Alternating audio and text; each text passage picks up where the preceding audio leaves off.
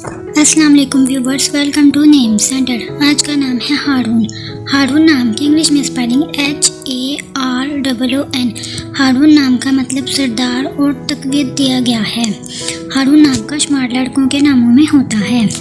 हारून नाम में 5 हरूफ और 1 लफ्ज़ है। हारून नाम की इब्तिदाई तारीख अरबी ज़ुबान से निकलती है। हारून नाम का खुशकिस्मत नंबर 1 माना जाता है।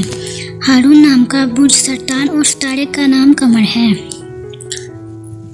हारून नाम के अफराद के लिए बेहतरीन दिनों में सोमवार और जुमेरात शामिल है, जबकि बेहतरीन रंगों में सफ़ेद, गुलाबी और हल्का सब्ज़ शामिल है।